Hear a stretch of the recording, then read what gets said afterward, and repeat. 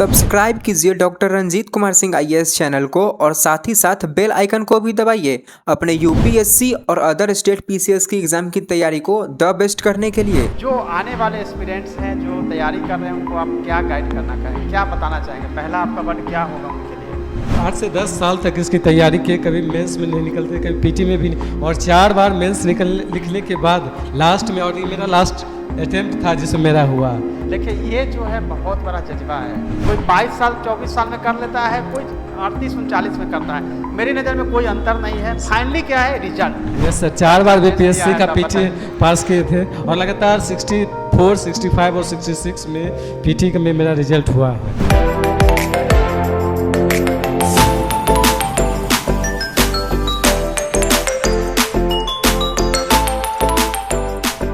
जो है 327 रैंक के साथ वो आपके सामने है।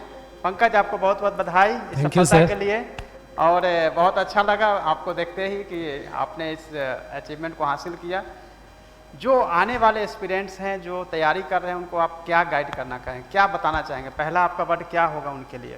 हमें कहना है कि कोई भी विद्यार्थी अगर उसे सच में इस एग्ज़ाम को निकालना है तो निरंतर प्रयास करना चाहिए, क्योंकि बहुत से विद्यार्थी यहाँ जो बोले हैं कोई फर्स्ट बार में एग्ज़ाम पास किए हैं, लेकिन हम लगभग 8 से 10 साल तक इसकी तैयारी किए, कभी मेंस में नहीं निकलते, कभी पीटी में भी नहीं, और 4 बार मेंस लिखने के बाद लास्ट में, और ये मेरा लास्ट अटेम्प्ट था जिसमें मेरा हुआ। देखिए ये जो है बहुत बड़ा जज्बा है। 10 साल का तैयारी मतलब सीधा समझिए कि मेरे समय की तैयारी है। हम लोग साथ तैयारी करने वाले हैं। तो अगर पंकज ने 10 साल प्रिपरेशन किया, लास्ट अटैम्प्ट यानी कि एज ख़त्म हो रहा है, तब तक नहीं हार मानना। यानी वैसे कैंडिडेट जो अभी सोच रहे हैं कि मुझे प्रिपरेशन करना है, 35 ईयर्स एज हो गया है, मुझे 3-4 अटैम्प्ट बचे हुए हैं, मुझे तैयारी नहीं करनी है, या ऐसे भी बहुत सारे स्टूडेंट हैं जो बहुत प्रॉब्लम में है, 4, 5, 6, 7, 8 साल तक तैयारी कर रहे हैं और वो लग रहा है कि अब क्या होगा, नहीं होगा। पंकज वैसे सभी स्टूडेंट के लिए मिसाल हैं, जो आपके सामने एक मिसाल बन के आए हैं कि आपको हारना नहीं है, थकना नहीं है। लास्ट में जब तक आपका समय नहीं पूरा होता है, जब तक अटैम्प्ट बचा है, आप उसको अचीव कर सकते हैं। और काफ़ी प्राउडनेस के साथ, काफ़ी उन्होंने जो है हैप्पीनेस के साथ और काफ़ी प्राउड होकर बता रहे हैं कि मैंने 10 साल किया है, इसलिए आप लोग ये मत थकिए। बहुत सारे लोग हैं जैसे नीलम है जो फर्स्ट अटैम्प्ट में आके कर लिए हैं, लेकिन दोनों में अंतर क्या होता है मैं बताता हूँ पंकज। दोनों में अंतर होता है, उनका भी रिजल्ट हुआ, आपका भी हुआ। फाइनल क्या हुआ? रिजल्ट हुआ। ये मायने रखता है। कोई 22 साल 24 साल में कर लेता है, कोई 38 39 में करता है। मेरी नज़र में कोई अंतर नहीं है। फाइनली क्या है? रिजल्ट। आप कब किए उससे कोई मतलब नहीं होता है। फाइनली आज आप अचीव किए, और आपको तो सामाजिक रूप से मुझे लगता है कि और भी ज़्यादा प्रेशर हो गया। 10 साल में पता नहीं क्या क्या लोगों ने किया होगा, कहा होगा। 65 में आप इंटरव्यू लिए थे, और 65 का मेरा फाइनल में कुछ मार्च से फाइनल सिलेक्शन नहीं हो पाया था। तो जिस वक्त 65 का इंटरव्यू चल रहा था उसी वक्त 66 का मेंस दिए थे। तो एक लगातार तैयारी जो निरंतर प्रयास था उसका ये अंतिम प्रयास में मेरा हुआ है। तो हम यही कहना चाहेंगे कि हर व्यक्ति जो लगातार कोशिश करे और अपने आप पे विश्वास करे तो उसे एक दिन उसकी सफलता जरूर मिलेगी जो वो चाहता है। जैसे पूरी कायनात जो है देखती है कि नहीं अब इन्होंने बहुत मेहनत की है, तब सफलता देनी है, और 327 रैंक नॉर्मल रैंक नहीं होता है। पंकज कुमार सिन्हा जो है इस रैंक को हासिल किए हैं। और वैसे सभी कैंडिडेट जो भी प्रिपरेशन कर रहे हैं उनके लिए आप प्रीलिम्स के लिए गाइड करिए, क्योंकि अब तो पीटी मास्टर एक तरह से आप हो गए हैं। यस सर, 4 बार बीपीएससी का पीटी पास किए थे, और लगातार 64, 65 और 66 में पीटी का में मेरा रिजल्ट हुआ है। और पिछले 65 में मेंस भी हुआ था, लेकिन फाइनल नहीं हो पाया, और इस बार 66 में हुआ। तो मेरे नज़र में अगर पीटी का जहाँ तक बात है तो पीटी में 8 सब्जेक्ट, मुख्य 8 सब्जेक्ट है, जिसको हम 2 भागों में बांटते हैं, एक मेजर सब्जेक्ट और एक माइनर सब्जेक्ट। जिसमें अगर तैयारी के दृष्टि से देखा जाए तो 4 सब्जेक्ट जो मुख्य सब्जेक्ट होता है, जैसे हिस्ट्री 30 से 35 क्वेश्चन पूछा जाता है, फिर करेंट 30 से 35 क्वेश्चन पूछा जाता है, साइंस पहले 20 क्वेश्चन पूछा जाता है, अब पिछले 2 वर्ष एग्जाम से 30 क्वेश्चन तक पूछा जा रहा है, और बिहार लगभग ये 4 सब्जेक्ट मिलके 100 से 110 क्वेश्चन पूछा जा रहा है। अगर इसका 90% सही कर लिया जाए तो पीटी किसी भी कैंडिडेट का नहीं रुकेगा, बाकी एवरेज भी रहेगा। रिपीट कर देता हूँ, हिस्ट्री आपको करना है, करेंट करना है, बिहार स्पेशल करना है और साइंस करना है। ये चारों को मिलाते हैं तो 110 से 120 तक का स्कोर के आसपास पहुंचता है। इसके अलावा जब 2 भाग में आपने बांटा था, मेजर और माइनर। माइनर वाले में जो सब्जेक्ट है इसमें कि पॉलिटी हो सकता है या Math। ज्योग्राफी है, उसके लिए तैयारी करनी है नहीं करनी है? नहीं करनी है, लेकिन जैसे हम बताएं कि इसमें 90% क्वेश्चन को, और जहाँ तक रहा कि पॉलिटी, तो पॉलिटी जनरली अधिकांश विद्यार्थी का अच्छा रहता, तो उसको उतना, जैसे उस सब्जेक्ट 4 सब्जेक्ट बोले उसको विशेष ध्यान देने की जरूरत है। लेकिन पढ़ना तो 8 सब्जेक्ट को है, लेकिन उसको 4 सब्जेक्ट को विशेष ध्यान देने से रिजल्ट होने की चांसेस ज़्यादा रहती है। 10 साल के संघर्ष के बाद जब आप रिजल्ट में आए तो माता पिता तो काफ़ी खुश हुए होंगे? बहुत खुश हुए, और कहा जाता है कि पहले 10 साल तक में कोई भी रिजल्ट नहीं होता था। आप पिछली बार इंटरव्यू लिए थे तो हम बताए थे कि मेरा स्टेट में पास है लेकिन अभी तक सिलेक्शन नहीं हुआ, और ये 2 तारीख को हम ज्वाइन किए किशनगंज में हाई स्कूल के टीचर पे, और ये 3 तारीख में इसका रिजल्ट आता है। तो जब रिजल्ट होने लगा तो लगातार रिजल्ट आने लगा, लेकिन 10 साल तक कुछ भी नहीं हो रहा था। ऐसा ही हो रहा था पिछले भी कैंडिडेट को आपने देखा होगा, जिसमें मैंने इंटरव्यू लिया था तो उनका कहना था कि जब नहीं मिल रहा था तो कुछ नहीं मिल रहा था, जब हुआ तो उनका भी उसी तरीके से हुआ कि टीचर भी हो रहा है, इधर बीपीएससी भी हो रहा है। वैसे ही होता है कि जब संघर्ष जब बड़ी हो जाती है तब सफलता का समय आ जाता है। Yes sir. और जब कितनी भी घनघोर रात हो तो उसकी सुबह जरूर होती है। बहुत दिन तक कष्ट दुख जो है नहीं चल सकता है, समय कैसा भी हो, खराब से खराब समय भी पास होता है और अच्छे से अच्छे दिन भी जो है वो गुजरते हैं। इसीलिए आपका जो 10 साल का जो संघर्ष था, जो नीलम बता रही थी, जो तप के जो है सूरज बनने की बात है, तो तप के जो है कोयला के बाद जो है सूरज बनने का जो प्रोसेस है डायमंड बनने का, उसको आपने अचीव किया। निश्चित रूप से फैमिली वाले, घर के आस पड़ोस के लोग भी काफ़ी खुश हुए होंगे। तो जो लोग प्रिपरेशन कर रहे हैं बीपीएससी का, नंबर ऑफ सीट कम होता है, 6 लाख कैंडिडेट होते हैं, वैसे जो सीरियस कैंडिडेट हैं उनको आप क्या सीक्रेट प्लान बताना चाहेंगे कि तैयारी में क्या करें और क्या ना करें? बीपीएससी का जो एग्ज़ाम है ये 3 चरणों में होता है, पीटी, मेंस और इंटरव्यू। तो सबसे पहले पीटी का जहाँ तक बात है तो उसे प्रीवियस ईयर का क्वेश्चन जो है, हर साल 30 से 35 क्वेश्चन जो है प्रीवियस ईयर से ही आता है, और हम हर बार प्रीवियस ईयर के क्वेश्चन को विशेष रूप से ध्यान देना चाहिए। एक तो डायरेक्टली 30 से 35 क्वेश्चन आता है, और उसके बाद भी उस प्रीवियस ईयर के क्वेश्चन की सहायता से हम और भी क्वेश्चन को सॉल्व कर सकते हैं। दूसरा सबसे इम्पोर्टेंट चीज़, जो विद्यार्थी किसी का सजेशन लेके अधिक से अधिक बुक अपने पास रख लेते हैं, ये भी एक प्रेशर क्रिएट करने का काम करता है। विद्यार्थी को चाहिए कि किसी भी सब्जेक्ट का एक ऑथेंटिक बुक लेके उसको अधिक से अधिक बार अध्ययन करना चाहिए। ऐसा नहीं कि एक ही सब्जेक्ट का 10 बुक खरीद लिया और उसको पढ़ने का समय नहीं है। हमें ऐसा करना चाहिए कि एक सब्जेक्ट का एक बुक को 10 बार पढ़ें बजाय कि 10 बुक को खरीदें। इससे क्या होता है कि उस सब्जेक्ट पे पकड़ बन जाता है, अगर क्वेश्चन किसी भी तरह से पूछे तो उसको जवाब दिया जा सकता है। ये तो हुआ पीटी का सवाल। आंसर राइटिंग मेंस जो मुख्य सब्जेक्ट है बीपीएससी का, आंसर राइटिंग, लिखने का एक होता है, लिखने का क्या लिखें और क्या ना लिखे। बहुत सा विद्यार्थी होता है जो लिखते चला जाता है 36 पेज तक। हमें चाहिए कि सब्जेक्ट में जो लिखते हैं उसमें प्रेजेंटेशन कैसा होना चाहिए।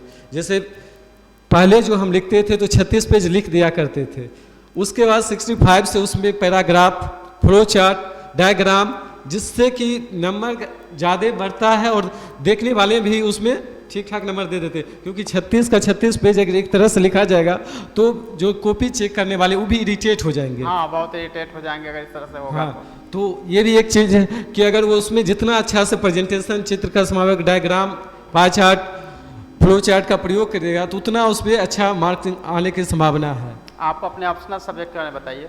मेरा ऑप्शनल सब्जेक्ट एलएसडब्ल्यू था और हम चारों मेंस में एलएसडब्ल्यू ही रखे। इन्होंने चेंज नहीं किया।